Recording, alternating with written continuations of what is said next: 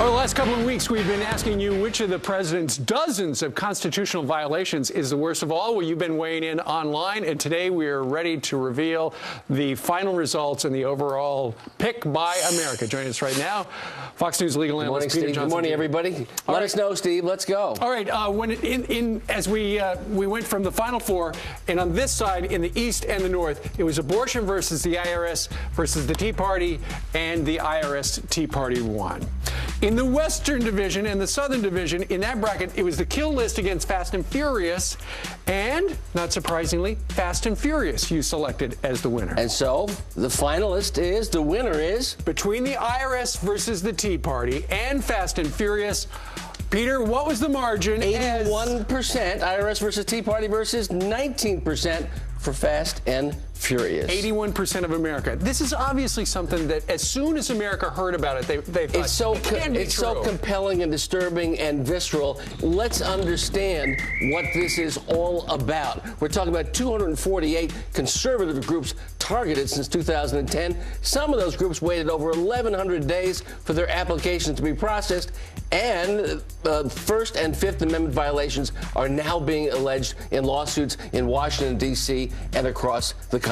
Sure, and this is something that has played out on television as well. Many of you have watched it and have been outraged. If you've been under a rock for the last year or two, here's what you've missed. The misconduct that uncovered is inexcusable.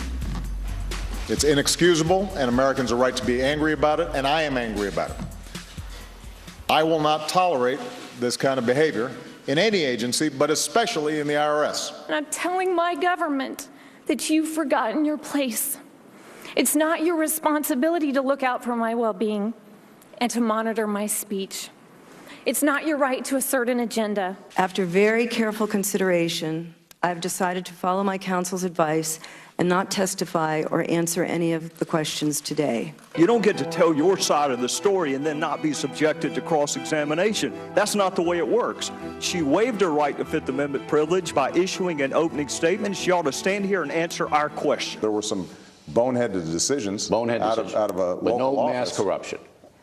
Not even mass corruption, not even a smidgen of corruption. What a curious change. Back in May of last year, the president said, I'm going to get to the bottom of it, and now nobody seems to care. Incredible evolution. There's the outrage, the faux outrage. Oh, we're going to get to the bottom of this. This is the worst thing ever. And then brazen, upset that Bill O'Reilly actually asked the question, say, not a smidgen, nothing. Where are these folks now? Lois Lerner, you talked about her earlier, she may be facing contempt in Congress. And according to one count, she may be the $4 million women based on the benefits that she'll be receiving in terms of her pension as she leaves the government. Remember Douglas Shulman, Sure. Steve Ducey?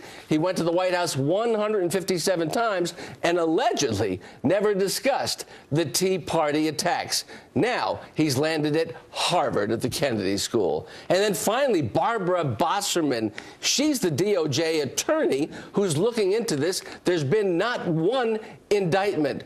But do you know that she gave thousands of dollars to the Obama campaign, the presidential campaign? And so a lot of Americans are saying, how can she be fair? DOJ says, under their guidelines, she can be fair. She stays on the job. Americans have voted. They said that the IRS versus the Tea Party is the maddest of the maddest in March's constitutional madness. Now on to basketball.